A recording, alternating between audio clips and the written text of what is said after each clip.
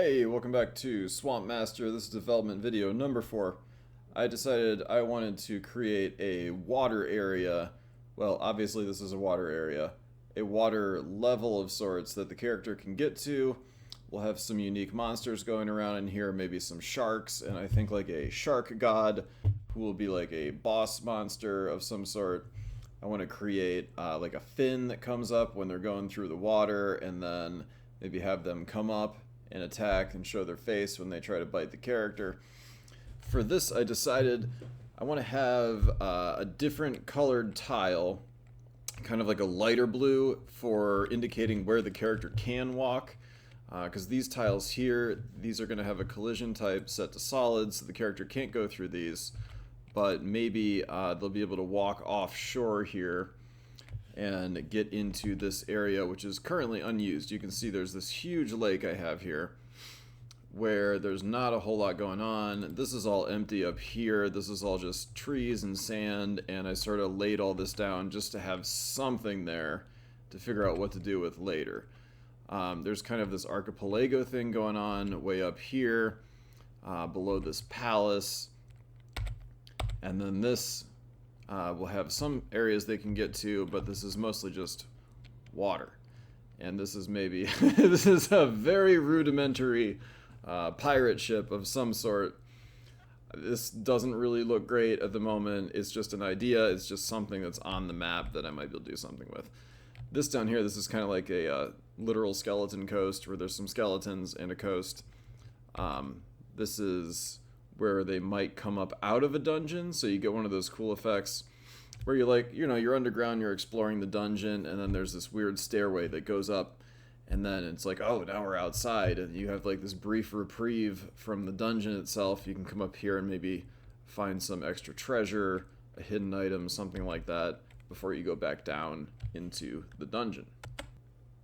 So what I want to do first here, I have a lot of these tiles here that I want to use in creating this water area, but I don't want to use like this big tree. I don't want to use this this piece right here, which is like a cave entrance, and I'm probably not going to have bricks and stairs and things, and definitely not trees, I don't think, in this area. So I'm going to create a new tile layout here specifically for this area. So we're going to open the pixel editor up again, and I'm going to plagiarize some of my own tiles on an entirely new background. So this is the CK Chrome, the 07 something.bmp, and we're going to fill this up with some tiles here that we can use in our water area. So if I go back here, I'm going to copy over the water tile, which is going to be the most crucial one. And I also want to use, let's see, what would be good? This one's pretty good. I use this tile as both roof, like roof for houses, and then also as like a bridge tile. Just change the color and change the context. It works as two different things. And then I think we do also want to copy over one of these land tiles, just so that I have that in case I need to put land out here. Okay, so back up here, what we're going to do is switch this tile layout to the new tile I just created, which isn't set here yet, so I need to fix that. And to do that, we're going to go into the project settings and look up the tilesets menu. So we are in Graphic Bank 2. Here's the one I created for the marsh, and then we're going to use this one here. So it's already set to background CHR07 BMP, and this is going to be our, let's just call this ocean area. That's already set correctly. And now we can open up the tile set here and switch this to ocean. And we need to make sure it has what we're looking for. Something's not set right here. Or it just isn't saved in the pixel editor. Let's go back here. Sometimes it takes a minute to kick over. Let's try this again. This looks correct here. No, it doesn't. Yes, it does. Okay, the path tile sets is something completely different. The main tile set is what we need to set it to. And that looks correct. Let's go back here. Oh, there we go. It's updated now. Okay, great. So what I'm going to do here is create some assets that'll make this easier for me to use. I'm going to copy this big water here, and we'll just make this an ocean prefix. So we have ocean, big water. And we need to change the tile set that we're using to ocean here. And I'm going to need to change this color palette a lot because I'm going to use like an entirely different color palette for the ocean area. But that'll allow me to really up the visual appeal of the game by having you know, diverse colors throughout, so it's not quite so monotonous. Great, so I've got the big water here, and what I want to do also is create one that is a 1x1 tile with a different color palette using the same graphic, and then that different colored water is going to be what the character can walk on. So we're in here in our ocean tile set again. I'm changing this to 1x1. And we're just going to call this ocean water. And this I want to be walkable. Now the color palettes you can change right here. So let's use palette 10 for the ocean. In fact, I'm going to go into our palettes and rename that.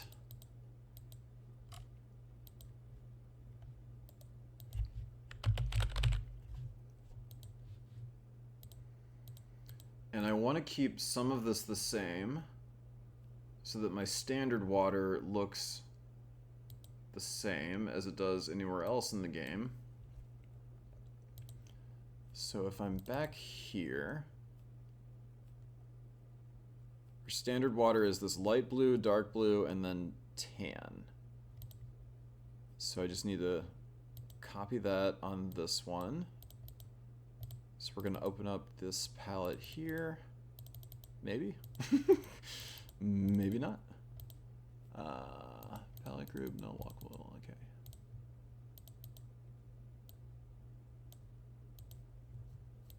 So it is drawing these tiles here, but in gray because all the colors are set to gray. And it's not letting me... Okay, there we go. I have to right click on it. Alright, so that was light blue, dark blue, and this doesn't really matter for this tile, but we'll set that to tan.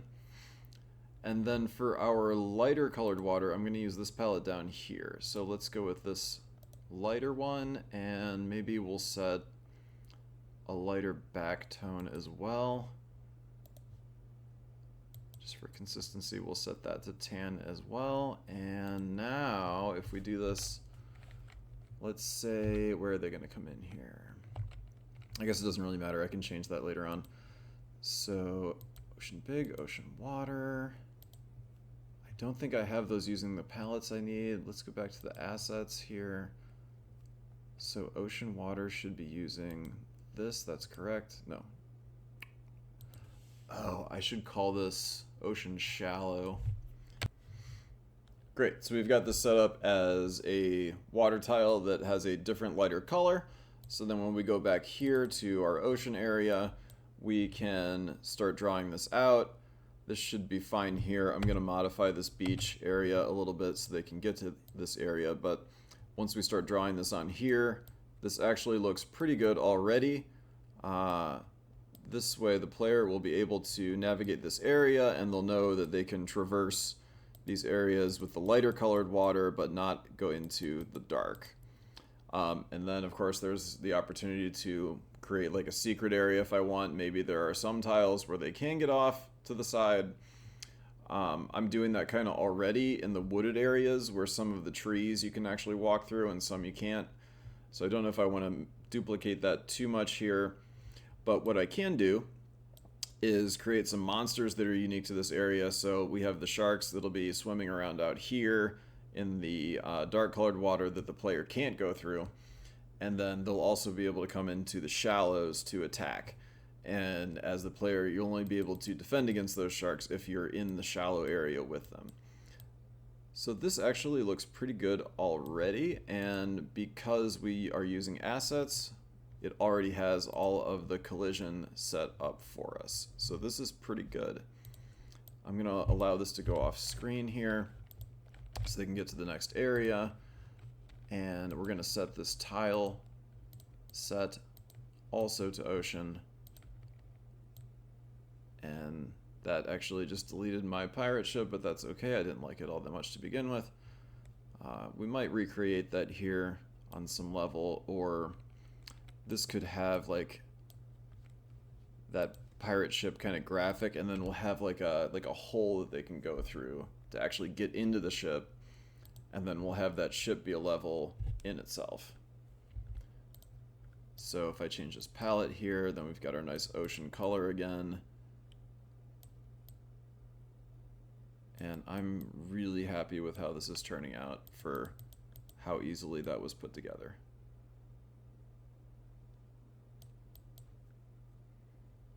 Yeah, not bad, not bad.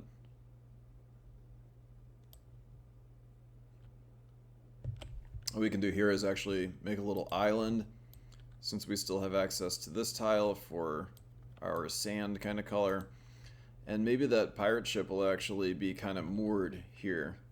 I could probably come up with a better graphic for it, and we'll have something that looks nice where this boat is kind of crashed on this dock. And maybe we'll have some more of those kind of pirate-like skeletons here that you fight off to get into the boat. That could either be a level or it could be a secret area, something like that. I did run into a problem this week when I was working on some of the monsters, is that when I was setting up the tile sets here for the monsters, I didn't leave any room in these to include hit animations and death animations. So on monster hit, like if you hit it with a sword or something, I wonder if I could maybe do like a quick palette change, so it'll just kind of flash for a second to indicate that it's been hit, but I do want to have a separate animation for when the monster actually dies, so it doesn't just disappear. And to do that, I'm going to need to clear up some of these monster graphics by moving some of these to a different blank tile set here, and then making some space for the death animations here. And that made me think too, like, are there other animations that I'm not yet considering, things that I might want to make the monsters do that I also need to leave additional room for. But yeah, I think I'm going to cover that in the next video. So next video we'll be looking at fixing up some of these monsters and maybe also creating some monsters for that ocean area. Thanks for joining, guys. Subscribe and like and do all that stuff, and I'll see you next time.